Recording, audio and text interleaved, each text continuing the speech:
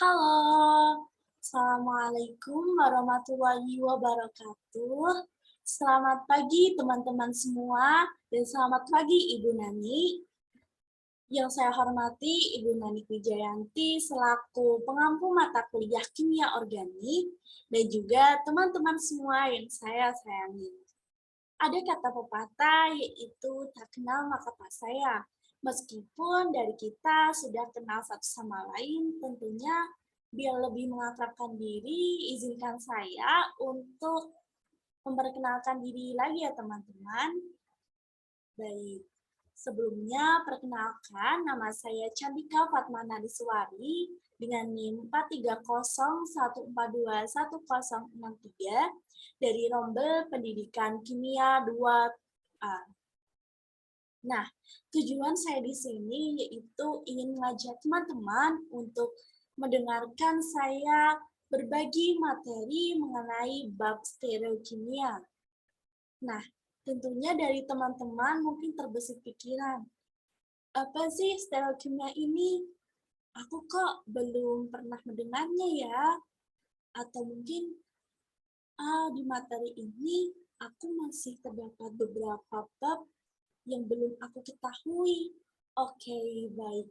Untuk mengurangi beban pikiran teman-teman, mari kita langsung saja dari saya ini ingin mengajak teman-teman untuk membahas mengenai bab stereokimia ini.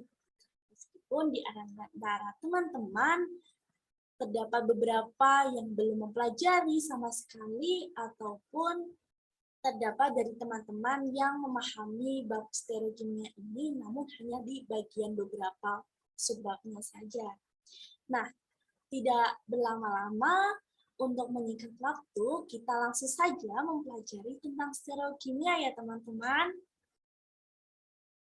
Nah, tentunya dari teman-teman bertanya-tanya, apa sih stereokimia ini?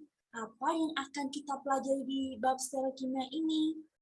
Nah, untuk mengurangi rasa penasaran dari teman-teman, maka mari kita langsung saja masuk ke bab stereokimia. Nah, tentunya sebelum kita lebih lanjut mempelajari tentang stereokimia ini, kita harus mengetahui apa sih stereokimia ini. Jadi, stereokimia merupakan sebuah studi mengenai molekul-molekul dalam ruang 3 dimensi. Nah, jadi ya teman-teman, di bab stereokimia ini kita akan mempelajari tentang bagaimana sih atom-atom dalam sebuah molekul ini ditata dalam ruangan satu relatif terhadap yang lain. Nah, tentunya di bab stereokimia ini kita akan mempelajari tentang beberapa hal ya teman-teman. Nah, lalu apa saja sih yang akan kita pelajari di bab stereokimia ini? Nah, ini merupakan contoh 3 subbab yang mungkin akan kita pelajari di sini ya teman-teman. Nah, yang pertama ada isomer geometri. Isomer geometri ini di sini kita akan mempelajari bagaimana kerigitan molekul ini dapat mengakibatkan sebuah isomer. Nah, selanjutnya yang kedua ada konformasi molekul. Di subbab ini kita akan mempelajari mengenai bentuk molekul dan juga bagaimana bentuk molekul ini dapat berubah-ubah. Wah, kayaknya seru sekali ya teman-teman. Nah, kita lagi yang ketiga akan mempelajari tentang kiralitas molekul. Bagaimana penataan atom-atom di sekitar atom karbon dapat mengakibatkan isomer. Wah, semakin kesini semakin menarik ya teman-teman. Oke, biar dari teman-teman tidak penasaran, kita langsung saja membahas mengenai subbab-subbabnya satu persatu ya teman-teman. Nah, untuk subbab yang pertama kita akan membahas tentang isomer geometrik pada alkena. Nah, sebelum kita lanjut lebih jauh membahas tentang isomer geometrik, tentunya kita harus memahami apa itu isomer. Isomer sendiri adalah sebuah senyawa yang mempunyai rumus molekul sama, tetapi penyusunan strukturnya ini dapat berbeda-beda. Kata isomer sendiri ini berasal dari bahasa Yunani, yaitu berasal dari kata iso yang berarti sama, dan juga berasal dari kata meros yang berarti bagian. Maksudnya, yaitu sebuah senyawa yang memiliki bagian yang sama, meskipun penyusunan atom-atomnya ini berbeda. Nah, secara umum, isomer ini terbagi menjadi dua bagian nih. Ada isomer struktur dan juga ada isomer geometri. Apa sih isomer struktur dan apa sih isomer geometri? Mungkin dari teman-teman sudah mempelajarinya di SMA ya teman-teman. Namun mari kita ulas kembali mengenai isomer struktur dan isomer geometri. Nah, yang pertama akan kita bahas yaitu ada isomer struktur. Isomer struktur ini terjadi dikarenakan adanya perbedaan susunan ikatan struktur antar atom maupun gugus fungsi di dalam suatu molekul. Nah, ternyata di isomer struktur ini terbagi menjadi 3 bagian lagi loh, yaitu yang pertama ada isomer rangka, 2 isomer posisi, dan yang terakhir ada isomer gugus fungsi. Nah, yang ada di gambar sebelah kanan ini adalah merupakan contoh dari isomer rangka. Sesuai dengan namanya yaitu isomer rangka, tentunya kita dapat mengetahui di perbedaan antara isomer rangka dengan dua isomer lainnya, yaitu berdasarkan kerangka dari molekul tersebut. Nah, biasanya isomer rangka ini terjadi antara senyawa rantai lurus dan senyawa yang memiliki cabang. Nah, contoh dari isomer rangka ini ada butana yang memiliki rumus molekulnya yaitu C4H10.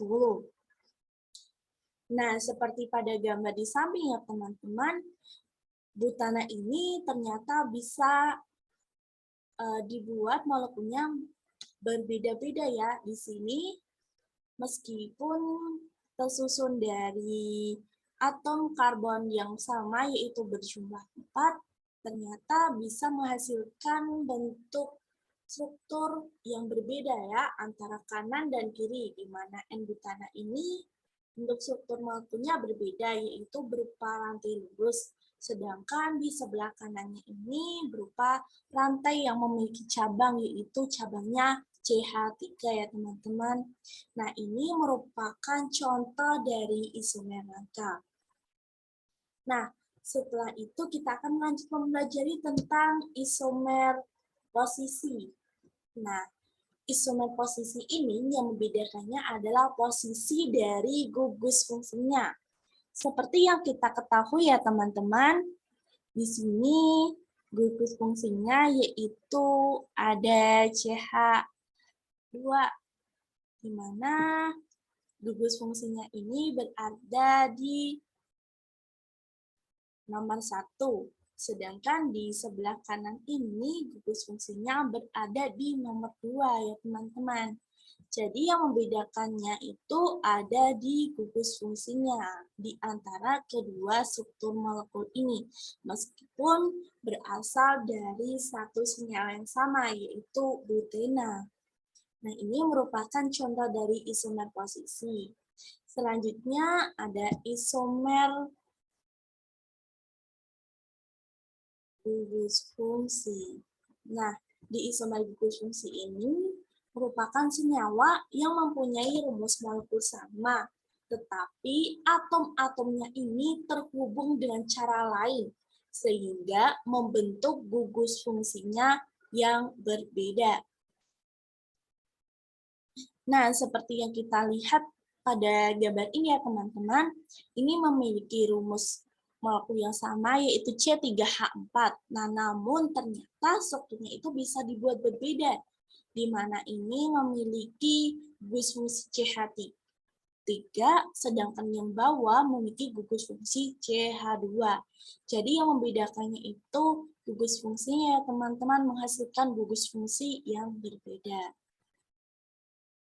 Nah, kita sudah mempelajari tentang isomer struktur ya teman-teman, baik dari isomer rangka, isomer posisi, dan juga isomer gugus fungsi. Langsung kita lanjut saja mempelajari tentang isomer geometri. Wah, apa nih isomer geometri? Oke, kita langsung saja. Isomer geometri.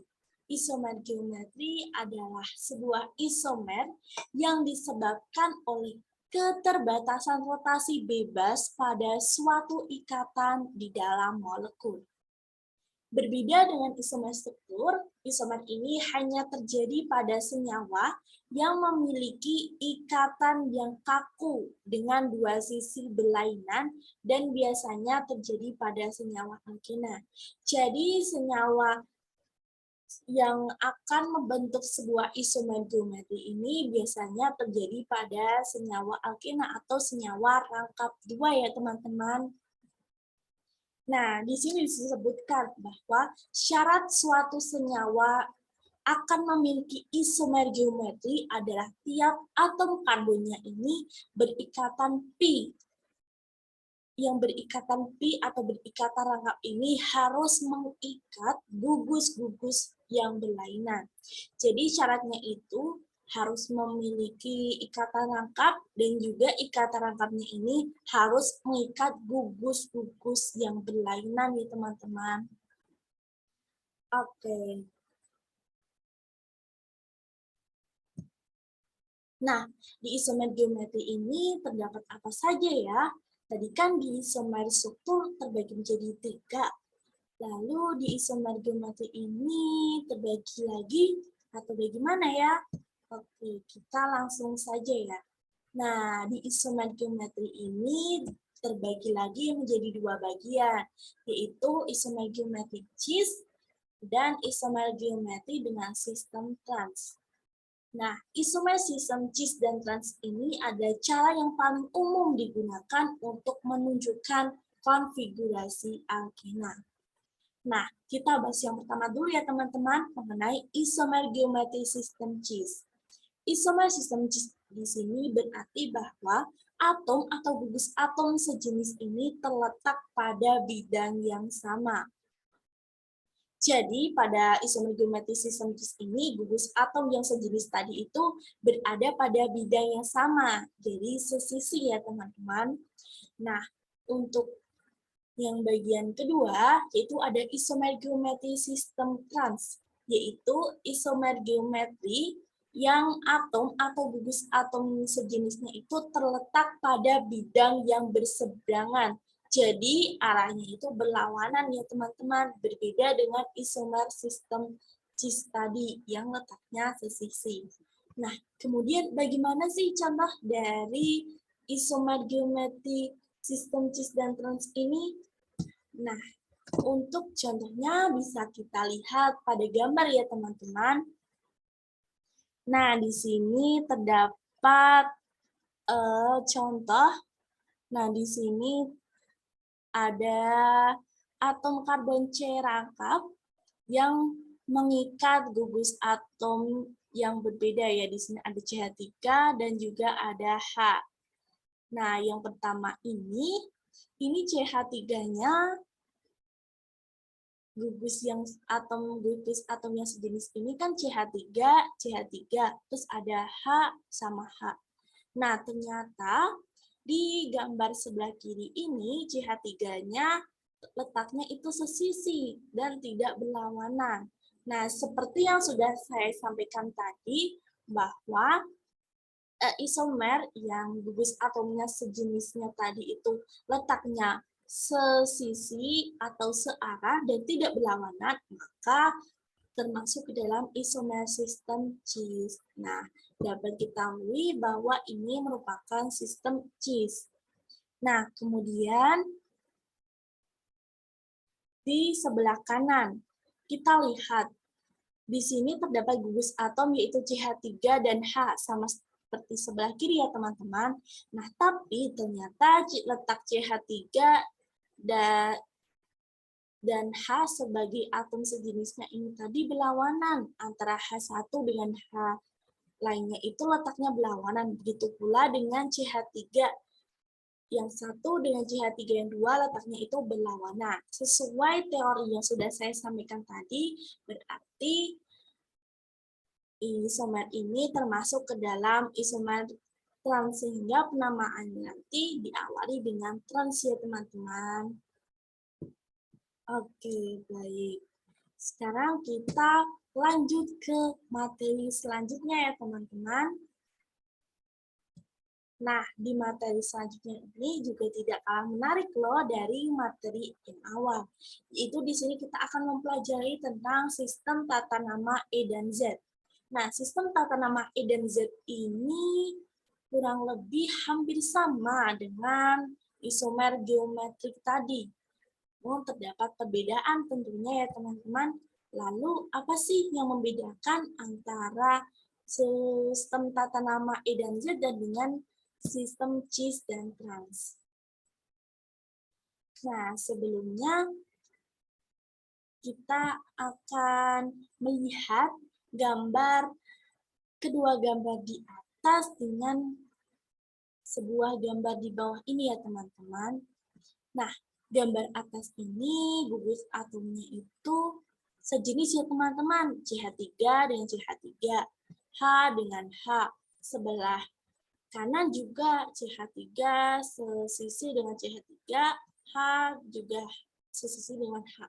Lalu gimana nih penamaan untuk struktur yang memiliki gugus atomnya itu berbeda-beda? Seperti ini, ada F, Br, I, dan Cl. Tidak terdapat satupun gugus atom yang sejenis ya teman-teman. Lalu penamaannya bagaimana nih? Oke, sekarang daripada penasaran langsung saja kita masuk ke sistem tata nama E dan Z ya teman-teman. Nah, sistem tata nama E dan Z ini tujuannya untuk memberikan penamaan di mana apabila atom karbon C-rangkap ini memiliki mengikat gugus atomnya ini berbeda semua dan tidak ada yang sejenis ya teman-teman. Nah, kita langsung saja mempelajarinya ya di sistem tata nama E dan Z. Nah, jadi dasar pemberian tata nama E dan Z pada senyawa yaitu berdasarkan pada urutan prioritas nomor atom dari gugus yang terikat pada masing-masing karbon ikatan rangkap. Nah, jadi tadi di setiap gugus atom yang terikat pada masing-masing atom karbon yang berikatan rangkap tadi kan tentunya memiliki nomor atom yang berbeda-beda ya teman-teman. Nah, untuk pemberian tata namanya ini berdasarkan nomor atomnya setiap gugus atom tadi. Misal F, Br, Cl, dan I tadi ya teman-teman. Berdasarkan urutan yang paling tertinggi di antara gugus atom yang lainnya. Nah, penentuan tata nama E dan Z sebagai berikut. Jika atom atau gugus berprioritas tinggi berada pada sisi yang berlawanan, maka isomer itu adalah E, di mana E ini berasal dari kata engagen yang berarti berlawanan. Nah, yang selanjutnya, jika atom atau gugus berprioritas tinggi berada pada sisi yang sama, maka isomer itu adalah Z, yang berasal dari kata displacement yang memiliki arti bersamaan atau pokoknya itu memiliki sisi yang sama ya teman-teman. Nah, lalu bagaimana sih contoh dari sistem tata nama E dan Z ini? Nah, di sini terdapat contoh dari penamaan sistem tata nama E dan Z ya teman-teman. Nah, untuk soal yang pertama, oh iya, sebelum kita mengerjakan lebih lanjut, maka kita harus mengetahui dasar dari sistem tata nama tadi, yaitu mencari atom yang memiliki prioritas tertinggi berdasarkan nomor atomnya. Nah, berdasarkan soal di nomor 1 ini, kita dapat mengetahui antara F dan Cl yang memiliki nomor atom paling tinggi yaitu Cl, sehingga yang berprioritas, gugus atom yang berprioritas yaitu Cl. Kita beri bulatan terlebih dahulu. Lalu di sebelah kanannya, kita lihat antara Br dan I. Mana nih yang memiliki nomor atom terbesar? Nah, ternyata yang memiliki nomor atom terbesar itu adalah gugus atom I. Sehingga yang menjadi prioritasnya yaitu I. Antara gugus atom yang berprioritas di sebelah kanan dan kiri ternyata letaknya sesisi atau tidak berlawanan. Dan berdasarkan teori tadi yang sudah saya sampaikan, kita termasuk ke dalam sistem tata nama Z. Nah, lalu bagaimana? Nah, untuk penamaannya selanjutnya ini berdasarkan huruf itu ya teman-teman, berdasarkan huruf urutan abjad. Di sini misal kita memberi nama di antara B, I, C, L, dan F ini yang memiliki abjad paling kecil yaitu BR. Sehingga namanya menjadi Z, 1 bromo, 2 kloro, 2 fluoro, dan 1 iodoetrinal. Nah, nomor 1, 2 ini berdasarkan dia berada di prioritas keberapa. Seperti contohnya,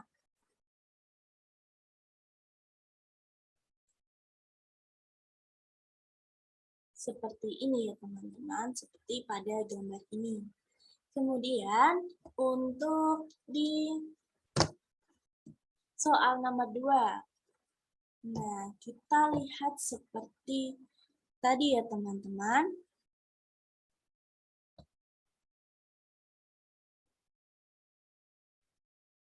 Di antara F dan Cl, mana nih yang memiliki nomor atom paling besar? Nah, ternyata seperti yang sudah kita ketahui di soal nomor 1, yang memiliki nomor atom paling besar adalah Cl, sehingga yang menjadi gugus atom prioritas yaitu Cl. Nah, untuk di sebelah kanannya antara I dan Br sudah kita ketahui juga yang memiliki nomor atom paling besar yaitu I. Sehingga I menjadi gugus atom prioritas.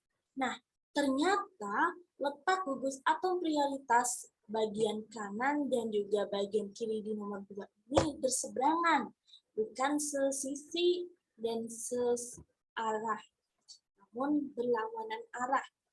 Sehingga sistem tata namanya termasuk ke dalam sistem tata nama E.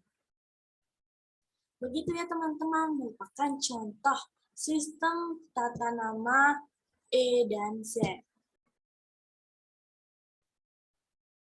Nah, di sini terdapat aturan deret. Aturan deret ini sering juga disebut dengan sistem tata nama Chan-Ingold-Rayleigh. Nah, aturan deret yang pertama yaitu atom dengan nomor atom tertinggi memperoleh prioritas di sisi ujung ikatan rangkap. Aturan deret yang kedua, jika atom-atom itu adalah isotop satu sama lain, maka isotop dengan nomor massa tertinggi memperoleh prioritas di sisi ujung ikatan rangkap. Aturan yang ketiga, atom yang mengikat suatu atom tunggal dengan prioritas tertinggi memperoleh prioritas di sisi ujung ikatan rangkap. Dan aturan yang keempat yaitu atom-atom yang berikatan rangkap dianggap mengikat 2 atau 3 atom sejenis atau diberi kesetaraan dengan ikatan tunggal.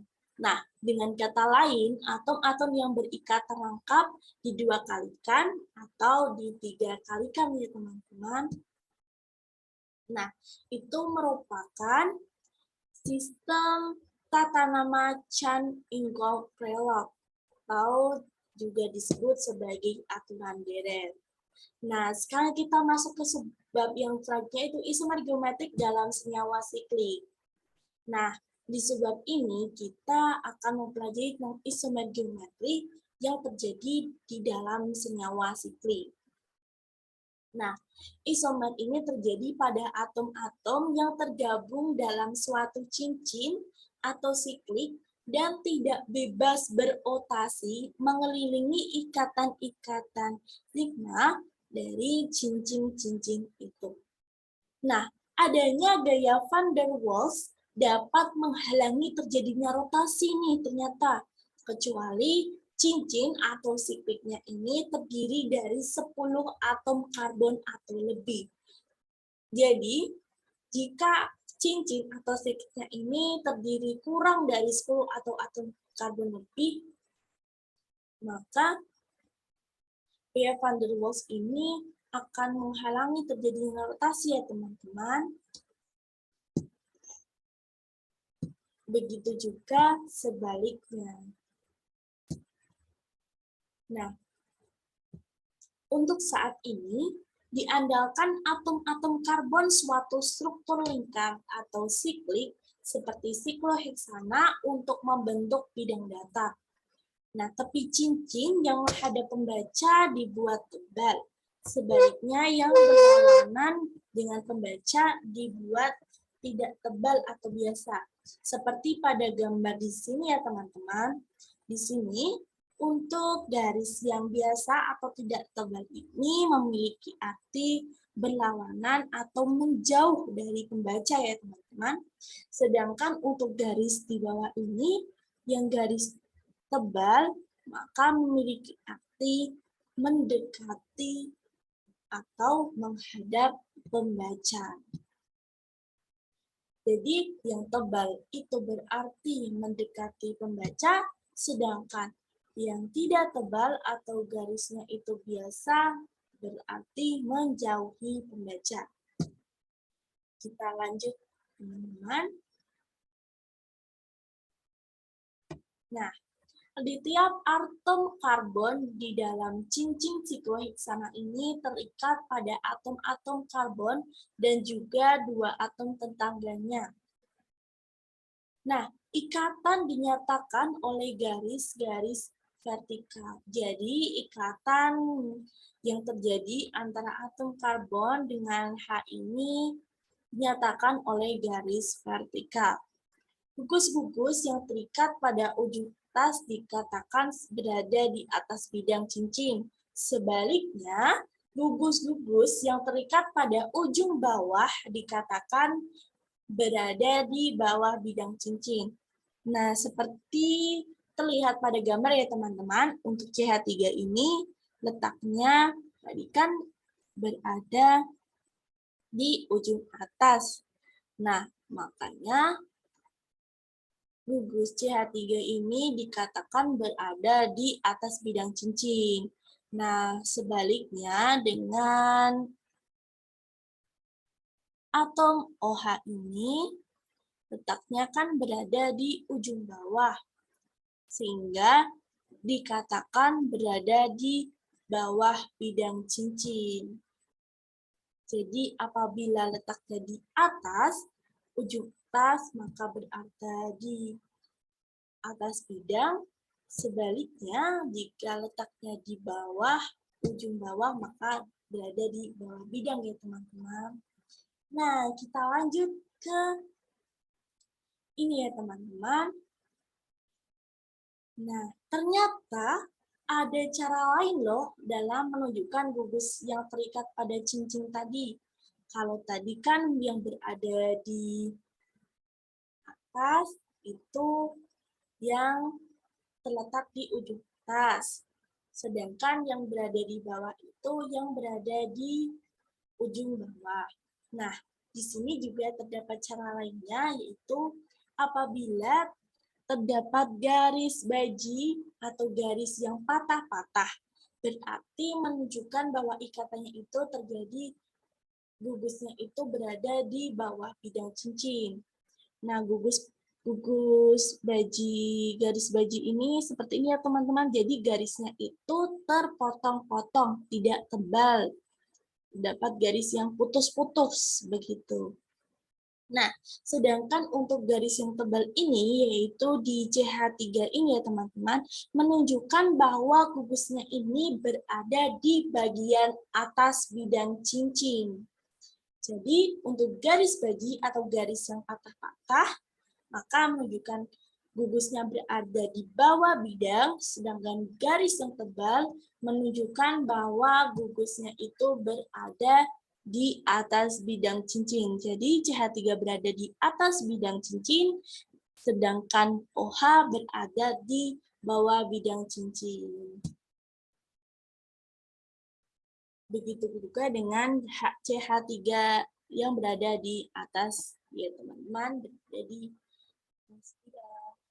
Oke, nah kemudian bagaimana sih isomer geometri yang terjadi pada senyawa siklik? Nah, ternyata terdapat dua nih teman-teman. Apabila dua gugus berada di dalam sisi-sisi berlawanan dari cincin, dikatakan memiliki isomer trans. Sedangkan yang kedua, apabila dua gugus tersebut berada di dalam satu sisi, disebut dengan isomer cis. Nah, ini kurang lebih sama seperti yang kita pelajari di awal tadi ya teman-teman di isomer geometri. Apabila memiliki sisi gugusnya itu berada sisi yang berlawanan, maka termasuk ke dalam isomer trans. Nah, kita lihat pada gambar di bawah ini ya teman-teman.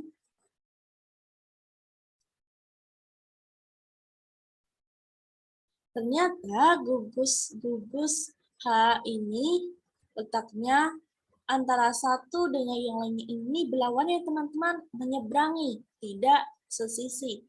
Sehingga isomer ini bernama dengan isomer trans. Sedangkan di gambar sebelah kanan kita lihat bahwa antara gugus H1 dengan gugus H2 letaknya sesisi dan searah. Sehingga termasuk ke dalam isomer cis.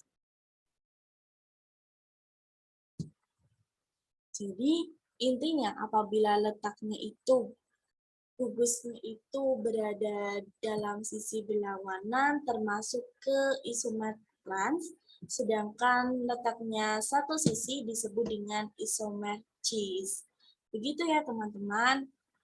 Intinya hampir sama dengan materi isomer geometri di bagian awal tadi. Nah, selanjutnya di sini kita akan mempelajari tentang konformasi senyawa rantai terbuka. Apa sih konformasi senyawa rantai terbuka ini ya teman-teman? Nah, di dalam materi ini kita akan mengetahui apa sih konformasi itu.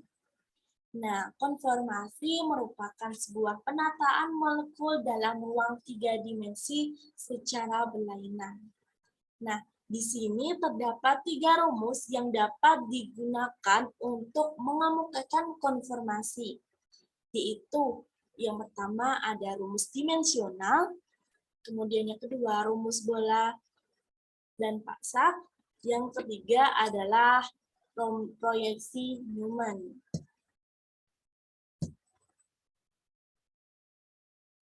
Nah, suatu rumus bola dan pasak serta rumus dimensional adalah sebuah representasi dari 3 dimensi model molekul suatu senyawa. Seperti yang kita lihat pada gambar di bawah ini merupakan rumus bola dan pasak. Jadi cirinya itu terdapat atom karbon chain-nya itu dibuat bulat seperti bola ya teman-teman, seperti pada gambar ini. Oleh karena itu disebut dengan rumus bola dan pasak. Nah, di sebelah kanan dapat kita lihat ini merupakan bentuk dari rumus dimensional. Rumusnya ini hampir sama ya teman-teman dengan rumus di sebelah kiri. Namun yang membedakan itu atom karbon chain-nya ini diibaratkan atau digambarkan seperti bentuk bola ya teman-teman. Nah, di sini kita lanjut ke proyeksi Newman. Proyeksi Newman adalah sebuah pandangan ujung ke ujung dari dua atom karbon saja dalam molekul itu. Nah, ikatan yang menghubungkan kedua atom itu tersembunyi nih teman-teman. Kemudian, ketiga ikatan dari karbon depan tampak menuju ke pusat proyeksi, dan ketiga ikatan dari karbon belakang hanya tampak sebagian.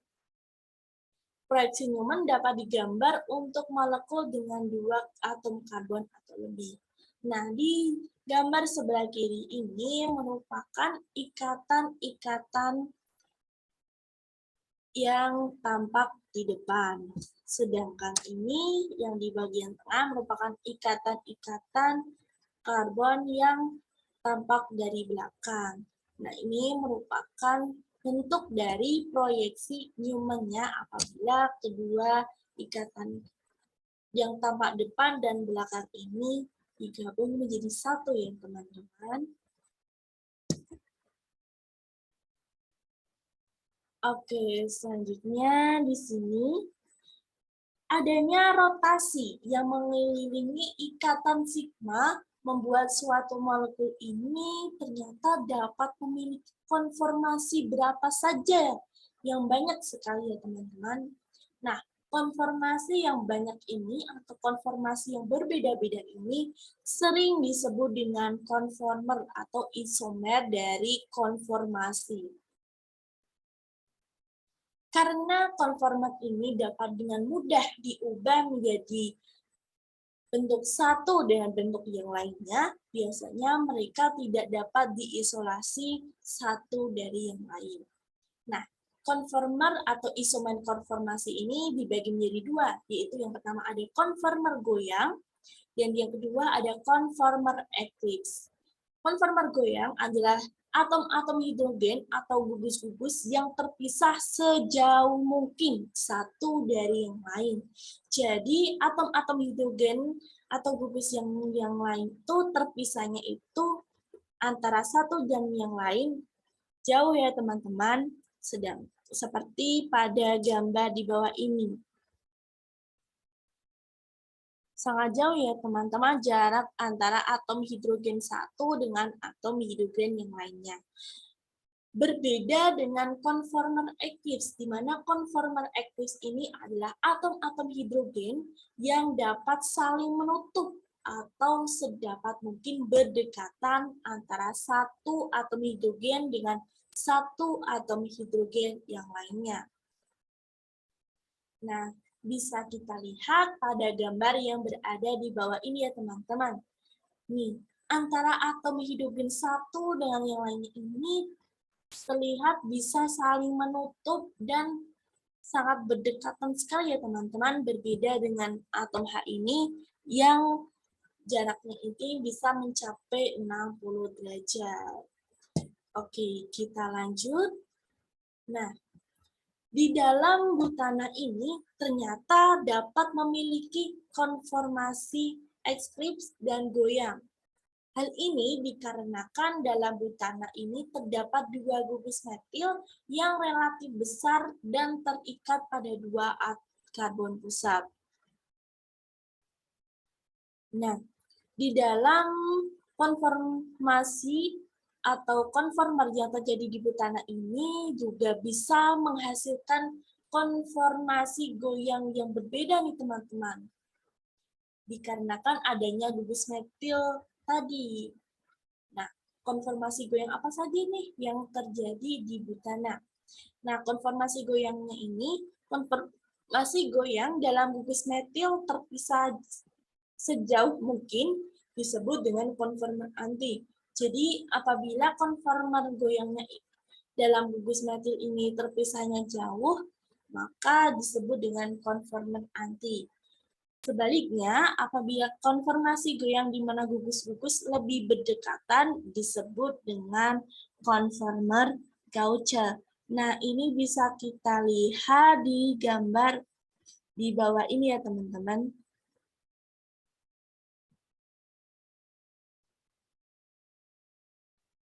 Di sini gugus-gugusnya, gugus metilnya itu di bagian konformer goyang atau konformer goyang yang anti itu letaknya itu terpisah jauh. Berbeda dengan konformer gauge yang letak gugus-gugusnya itu lebih berdekatan. Oke, sekarang kita lanjut ke materi selanjutnya. Yaitu kita masuk ke bentuk senyawa siklik. Nah, di bentuk senyawa siklik ini terdapat teori regangan dari Bayer. Nah, pada tahun 1885, Adolf von Bayer, yaitu seorang ahli kimiawan dari Jerman, menyampaikan bahwa senyawa siklik membentuk cincin-cincin datar. Kecuali sikopentana, semua senyawa siklik mengalami regangan karena sudut ikatan mereka menyimpang dari sudut tetrahedral 109,5 derajat. Adolf von Bayer ini juga menyatakan bahwa sikopentana ini merupakan sistem cincin yang paling stabil dari yang lainnya. Kemudian beliau juga menyampaikan bahwa karena sudutnya yang kecil, siklopentana dan siklobutana ini lebih reaktif dari, maksudnya karena sudutnya yang kecil, siklopropana dan siklobutana ini lebih reaktif daripada siklopentana. Dan kemudian dari beliau ini juga menyebutkan teori bahwa semakin besar penyimpangan sudut dari sudut tetrahedral, maka makin besar regangan cincinnya, sehingga makin reaktif. Ini merupakan beberapa teori regangan yang disampaikan oleh Adolf von Bayer ya teman-teman. Nah, sekarang kita masuk ke materi selanjutnya, yaitu di konformer sikloheksana. Konformer sikloheksana yang paling stabil adalah konformasi Cauchy atau chair conformation. Hal ini dikarenakan sudutnya yang mendekati 109 derajat. Nah, konformer kursi ini tidak terdapat regangan atau tidak terjadi regangan. Dan semua atom H di konformer kursi ini juga saling silang pada proyeksi Newman. Nah, bisa kita lihat bentuk dari konformer kursi seperti di gambar di bawah ini ya teman-teman, yaitu di sebelah paling kiri. Ini merupakan bentuk dari konformer kursi. Nah, ini di gambar selanjutnya yaitu konformer setengah kursi. Dan yang di sebelah kanan ini juga ada konformer bidu. Nah, ternyata di konformer selain kursi ini cenderung kurang stabil loh, dan konformasi sikloheksana dan besar energi potensial relatifnya ini dapat kita perhatikan juga berdasarkan gambar di bawah ini ya teman-teman. Jadi yang konformasinya yang memiliki energi potensial yang paling besar ternyata yang berada di paling kiri, yaitu kursi. Seperti teori yang sudah saya sampaikan tadi ya teman-teman, bahwa konformasi sikloheksana yang paling stabil adalah konformasi kursi. Kemudian yang selanjutnya ada konformer setengah kursi dan konformer biduk belit, dan yang terakhir yang paling tidak stabil dan memiliki energi potensial relatif yang kecil adalah konformer bidu. Nah, itu merupakan konformer yang terdapat di sikloheksana ya teman-teman. Dan yang konformer yang terbentuk paling banyak adalah konformer kursi. Oke, kita lanjut ke materi selanjutnya, yaitu di substituen ekuatorial dan aksial. Nah, ternyata di setiap karbon cincin dari sikloheksana ini akan mengikat 2 atom hidrogen. Nah, ikatan yang mengikat atom hidrogen ini juga memiliki dua arti yang berbeda, teman-teman. Yang pertama ada hidrogen ekuatorial dan juga hidrogen aksial. Hidrogen ekuatorial ini adalah ikatan pada salah satu hidrogen yang terletak pada bidang cincin secara kasar. Nah, yang kedua, yaitu hidrogen aksial adalah ikatan hidrogen yang sejajar dengan bidang. Tiap atom karbon sikloheksanya ini mempunyai satu atom hidrogen ekuatorial dan satu hidrogen aksial. Jadi di setiap atom karbon sikloheksana ini sudah pasti memiliki satu atom hidrogen ekuatorial dan juga satu atom hidrogen aksial. Nah, proses berubah bentuknya dari satu konformer ke konformer lain ini prosesnya yaitu mulai dari hidrogen aksial menjadi ekuatorial. Begitu juga sebaliknya, apabila berasal dari hidrogen ekuatorial akan berubah menjadi hidrogen aksial.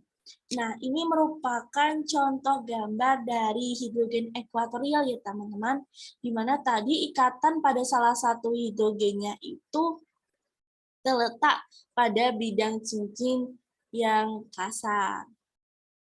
Nah, di sini juga merupakan gambar dari hidrogen aksial, di mana tadi ikatan hidrogen yang sejajar pada bidang. Jadi, ikatan hidrogen itu sejajar pada bidangnya, teman-teman. Oke, sekarang kita lanjut ke materi dan subbab yang selanjutnya ya teman-teman, yaitu kiralitas senyawa rantai terbuka sebagai subbab terakhir yang akan saya bahas di dalam bab stereokimia ini ya teman-teman. Jadi terus semangat dalam memperhatikan materi yang saya sampaikan ya teman-teman. Oke, langsung saja kita masuk ke kiralitas senyawa rantai terbuka. Nah, di dalam subbab ini, kita tentunya harus mengetahui terlebih dahulu apa sih yang dimaksud dengan kiral. Nah, kiral merupakan sebuah objek yang tidak dapat diimpitkan pada bayangan cerminnya. Seperti yang kita lihat pada gambar di bawah ini, yaitu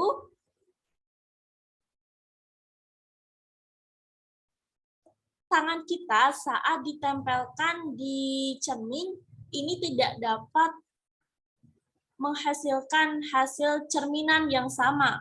Sehingga ini termasuk kiral karena tidak dapat diimpitkan pada bayangan cermin. Berbeda dengan akiral, di mana akiral ini merupakan benda-benda yang dapat diimpitkan pada bayangan cerminnya ya teman-teman. Seperti pada gambar di bawah ini, yaitu botol-botol yang dicerminkan, di mana antara botolnya ini bisa menghasilkan bentuk yang sama persis dengan botol aslinya. Nah, biasanya yang termasuk ke dalam bagian kiral yaitu ada tangan, sapu tangan, dan lain sebagainya. Nah, contoh dari akiral ini seperti yang sudah ada pada gambar yaitu botol ya teman-teman. Oke. Molekul kiral ini juga tidak dapat diimpitkan pada bayangan cerminnya, merupakan dua senyawa yang berlainan yang disebut dengan sepasang stereoisomer atau yang sering disebut juga dengan enantiomer. Nah, jadi molekul kiral yang tidak dapat diimpitkan tadi itu menghasilkan dua senyawa yang berlainan yang disebut dengan sepasang stereoisomer ya teman-teman. Oke, kita lanjut ke selanjutnya, yaitu kita masuk ke lanjutan dari web ini, yaitu atom karbon kiral. Nah, sebelumnya kita harus mengetahui nih, apa sih penyebab kiralitas itu? Nah, ternyata penyebab dari kiralitas ini yaitu karena adanya molekul yang mengandung sebuah atom karbon sp3 dengan 4 gugus yang berlainan. Nah, sebuah atom karbon dengan 4 gugus yang berlainan ini disebut atom karbon asimetri atau atom karbon kiral. Nah, atom karbon kiral atau atom karbon asimetri ini pada intinya menjelaskan tentang atom karbon yang mengikat 4 gugus yang berlainan. Jadi, apabila terdapat atom karbon yang mengikat 4 gugus yang berlainan, sudah pasti masuk ke dalam atom karbon kiral atau atom karbon asimetrik. Seperti pada gambar di bawah ini ya teman-teman, di mana atom karbon ini mengikat 4 gugus yang berlainan, yaitu gugus Cl, gugus atom H, gugus atom Br, dan gugus atom F. Nah, saat kita melakukan pencerminan di struktur ini, dapat kita ketahui bahwa tidak dapat diimpitkan, dikarenakan pada gambar ini hanya itu letaknya tidak bersesuaian dengan gambar asli, begitu juga dengan atom F-nya ya teman-teman. Hal ini dikarenakan tadi atom karbon ini mengikat 4 gugus yang berlainan. Oke, kita lanjut ke materi selanjutnya, yaitu kita masuk ke proyeksi Fischer. Nah, proyeksi Fischer ini adalah sebuah rumus proyeksi untuk menunjukkan penataan ruang dari gugus-gugus di sekitar atom kiral. Proyeksi Fischer ini semata-mata hanya sebuah cara singkat untuk menyatakan rumus bola dan pasat atau rumus dimensional. Nah, saat kita ingin menggambarkan sebuah proyeksi Fischer, kita dapat melakukan pengandaiannya bahwa molekul itu diundur sepenuhnya dalam bidang kertas dengan semua substituennya eksklips tanpa memperdulikan konformasi apapun yang disukai.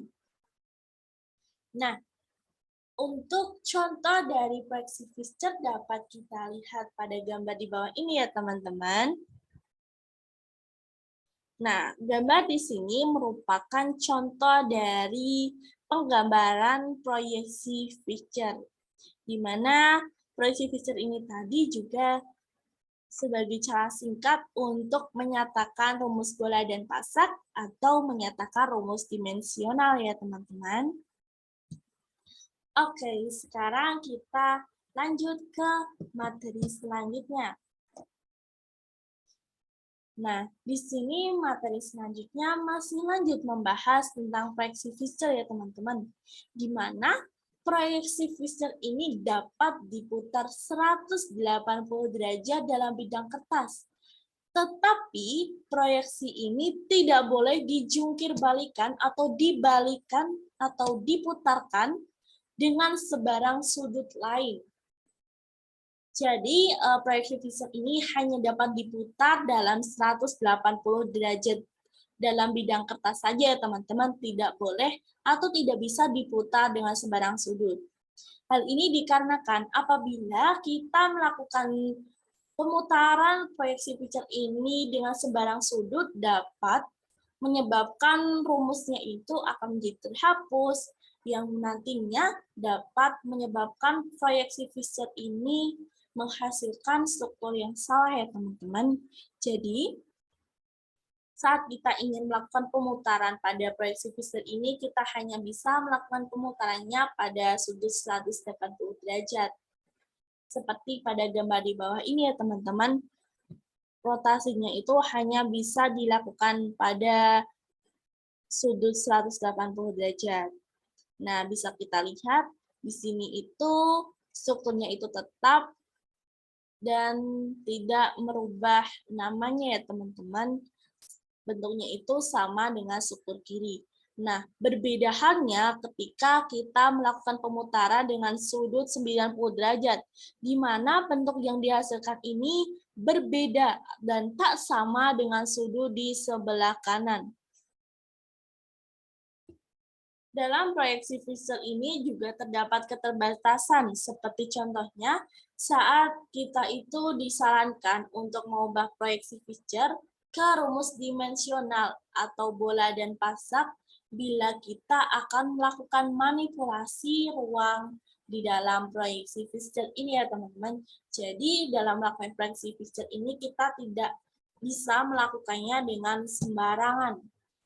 Kita harus menganut aturan-aturan yang terdapat di proyeksi Fischer ini, seperti contohnya di salah satunya hanya bisa diputar dalam sudut 180 derajat tadi ya teman-teman. Oke. Sekarang kita lanjut ke materi selanjutnya ya teman-teman. Nah, di materi selanjutnya ini kita akan mempelajari tentang bagaimana melakukan penetapan konfigurasi sistem R dan S. Nah, untuk melakukan penetapan konfigurasi sistem R dan S ini, yang pertama, kita dapat mengurutkan keempat gugus atau atom yang terikat pada karbon kiral menurut urutan prioritas dari keempat atom itu berdasarkan nomor atomnya.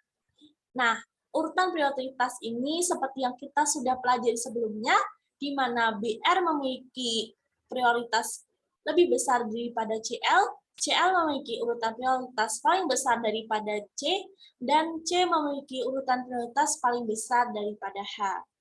Nah, setelah kita mengurutkan keempat gugus atau atom yang terikat tadi berdasarkan urutan prioritas, kita dapat langsung menggambarkannya dalam bentuk 3 dimensi, dengan atom prioritas yang rendah tadi itu, atau H tadi, kita letakkan berarah ke bagian belakang. Nah, selanjutnya setelah itu kita bisa memilih gugus dengan prioritas tertinggi dan menarik sebuah anak panah bengkok ke gugus dengan prioritas tertinggi berikutnya.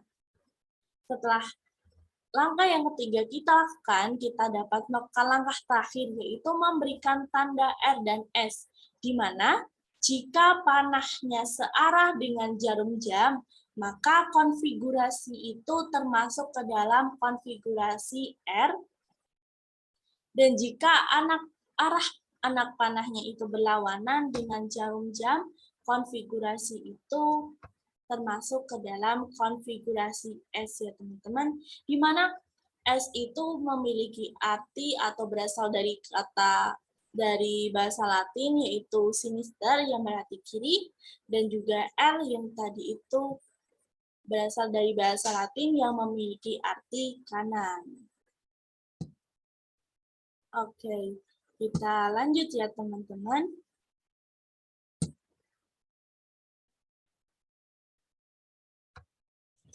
Nah, di penetapan konfigurasi sistem R dan S ini,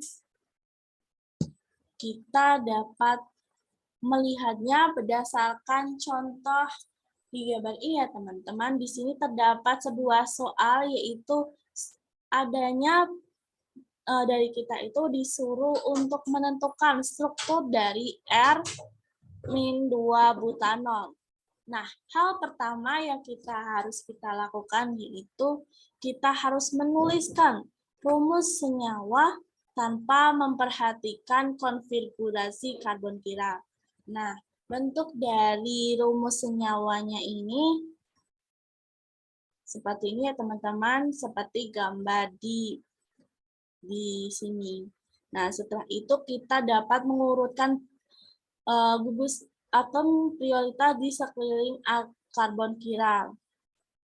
Nah, di mana yang memiliki atom prioritas yaitu ada OH, kemudian yang kedua ada CH2, CH3, prioritas yang ketiga ada CH3, dan prioritas yang paling rendah dan terakhir yaitu gugus atom H. Nah, setelah kita menentukan urutan prioritasnya, kita dapat menggambarkan proyeksi dengan gugus berprioritas terendah itu berada di belakang. Jadi kita langsung menggambarkan dalam bentuk 3 dimensinya ya teman-teman, dan meletakkan gugus atom yang memiliki prioritas paling rendah itu terletak di belakang. Demikian rupa sehingga putaran dari, sehingga kita itu dapat mengetahui putarannya itu nanti searah dengan arah jarum jam atau malah berlawanan dengan jarum jam. Nah, ini merupakan di sebelah kiri ini merupakan gambar dari bentuk 3 dimensi dari struktur R-2 butanol ini tadi ya teman-teman, yang sudah kita bentuk dalam 3 dimensi. Nah, atom hanya ini tidak terlihat dikarenakan atom hanya ini diletakkan di bagian belakang, dikarenakan atom H tadi memiliki prioritas yang paling rendah. Oke, nah di sini setelah itu kita bisa mengetahui putaran arah jarum-jamnya itu berdasarkan putaran dari gugus atom yang memiliki prioritas tertinggi berputar ke arah gugus atom yang memiliki prioritas tertinggi kedua. Jadi tadi kan yang memiliki gugus prioritas yang kedua tertingginya itu ada di CH2, CH3. Kemudian yang ketiga baru di CH3. Jadi OH-nya ini berputarnya ke arah CH2, CH3. Jadi perputaran yang terjadi di struktur ini yaitu searah jarum jam. Sehingga termasuk ke dalam konfigurasi R. Ya, teman-teman. Nah, setelah itu setelah mengetahui konfigurasinya termasuk ke dalam konfigurasi apa, kita dapat menggambarkan kembali struktur itu sebagai struktur dimensional atau bola dan pasak, ya teman-teman. Oke, ini merupakan contoh dari bagaimana sih cara menentukan konfigurasi sistem R dan S. Di mana sistem R tadi apabila putarannya itu searah dengan arah jarum jam, sebaliknya dengan sistem S tadi yaitu arah putarannya itu berlawanan dengan jarum jam. Dan sebelum kita melakukan dan menentukan arah putaran itu, kita harus mengetahui mana sih gugus atom yang memiliki prioritas tertinggi dan juga mana gugus atom yang memiliki prioritas paling rendah. Oke, kita lanjut ke subbab yang selanjutnya ya teman-teman, yaitu kita masuk ke materi mengenai sistem R dan S untuk senyawa dengan 2 atom karbon kiral. Nah, kalau tadi kan atom karbon kiralnya itu cuma ada 1 ya teman-teman. Nah, di sini kita akan mempelajari mengenai penentuan sistem R dan S untuk senyawa dengan 2 atom karbon kiral. Nah, untuk memberikan konfigurasi R atau S kepada kedua atom karbon kiral ini, dalam sebuah molekul kita harus memperhatikan terlebih dahulu atom karbon kiral yang memperhatikannya ini kita diperhatikan secara bergiliran. Jadi kita memperhatikan atom karbon kiral yang pertama dahulu, baru kita memperhatikan atom karbon kiral yang selanjutnya. Seperti pada gambar di samping ini ya teman-teman. Di sini kan terdapat karbon kiral yang pertama yaitu di karbon 2, kemudian atom C ini yang ketiga ini merupakan karbon kiral yang kedua ya teman-teman. Nah, di sini kita melakukan itu pada memperhatikannya pada atom karbon kiral yang pertama. Nah, di sini atom karbon kiral yang pertama yaitu di atom karbon di bagian kedua ya teman-teman. Nah, ini kita perhatikan terlebih dahulu. Kita menentukan arah putarannya. Dan juga kita menentukan mana sih gugus atom yang memiliki prioritas tertinggi dan mana juga gugus atom yang memiliki prioritas yang paling rendah. Nah, dapat kita ketahui bahwa yang memiliki gugus atom dengan prioritas tertinggi dalam struktur ini yaitu OH, dan juga yang memiliki gugus atom dengan prioritas terendah yaitu atom H. Nah, berdasarkan hal ini, maka dapat kita ketahui bahwa jenis konfigurasi dari ini yaitu konfigurasi dual, yaitu sehingga penamaannya 2R. Begitu juga untuk karbon yang ketiga ya teman-teman, kita harus menentukan terlebih dahulu mana gugus atom yang memiliki prioritas paling tinggi dan juga mana gugus atom yang memiliki prioritas paling rendah. Dan berdasarkan saat kita setelah mengetahui mana gugus atom yang memiliki prioritas paling tinggi, kita melakukan pemutaran. Dan berdasarkan struktur ini, didapatkan bahwa seluruh putarannya itu searah dengan jarum jam, sama dengan karbon kiral yang kedua tadi, sehingga termasuk ke dalam konfigurasi R, sehingga penamanya adalah 3R.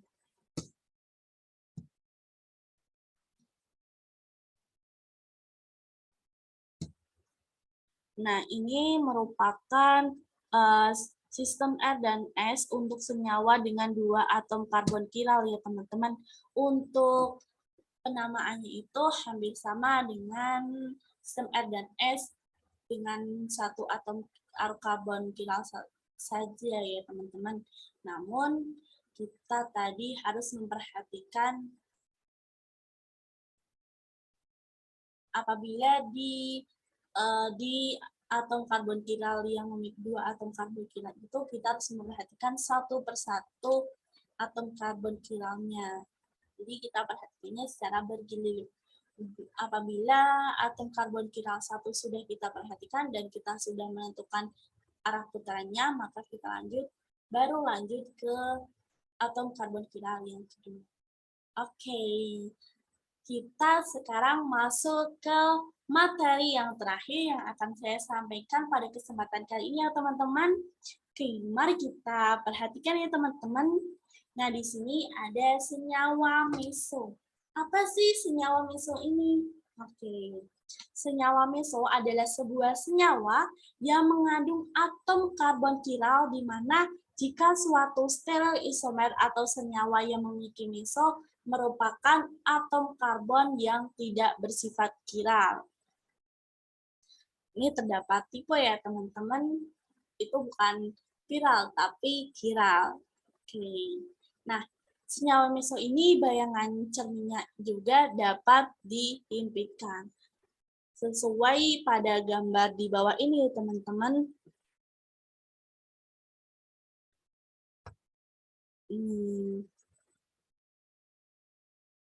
Ini merupakan contoh dari senyawa meso ya teman-teman. Oke, demikianlah materi yang bisa saya sampaikan pada kesempatan kali ini. Ini merupakan beberapa subbab materi yang kita pelajari di dalam bab stereokimia.